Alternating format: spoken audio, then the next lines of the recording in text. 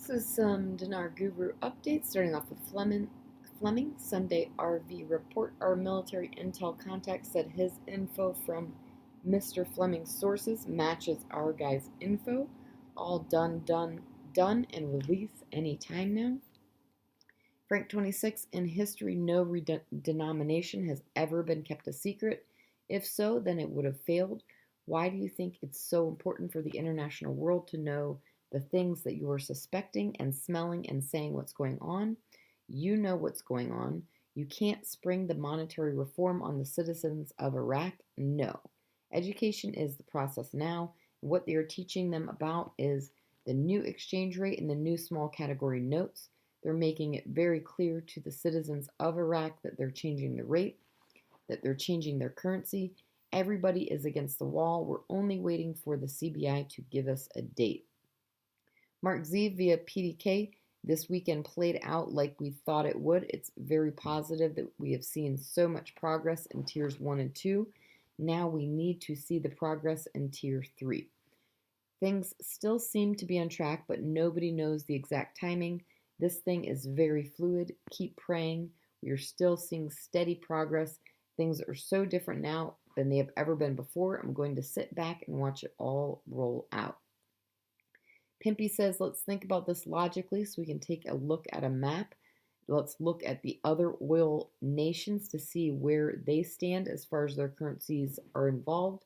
For every one Kuwait dinar that you exchange, you get back $3.32 of US dollars. Bahrain, for every one Bahrain, you get back $2.65 US dollars. You see why people get excited. These are other oil nations not under sanctions. You can see the value of their currencies. The reason why their currencies are so valuable is because they are oil producing nations. Omni real, for every one of the currencies, you get back $2.60 of US dollars. I can understand why people get excited. Jordan, for every one of their dollars, you get back $1.41 of United States dollars. Pimpy says, see what I'm saying? These oil rich nations have very valuable currencies. Saudi Arabia, for one Saudi Arabia dollar, we get back 27 cents US dollars. If this was the Iraqi dinar, I'll take 27 cents. That's another oil nation. UAE, same thing. For every one of their dollars, they'll give back 27 cents. Qatar, same things. For every one of their currencies, you'll get back 27 cents US dollars. Even if we took the worst out of all of these not under sanctions, I'll take 27 cents for every one Iraqi dinar. The IQD is nowhere near this. It's not even a half a cent.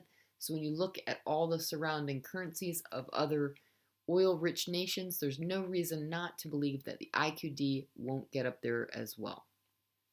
Breitling question, is it realistic to think we will have our blessing before September 1st?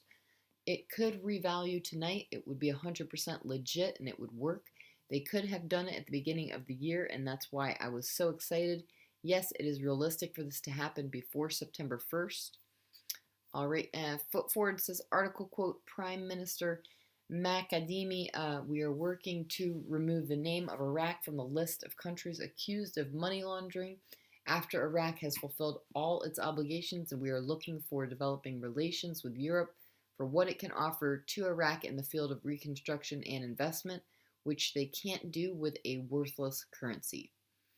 All right, Caparoni says there's no chance of a significant RV, too much dinar in circulation. Only with the success of Iraq's economy can the dinar go up in value. Iraq has lots of work to do. Iraq has many laws to pass to create the conditions for investors to come in and rebuild the economy. Mark Z via PDK question, do you think the RV will happen this month? Mark Z says, I think it will happen this month, but I have been wrong before.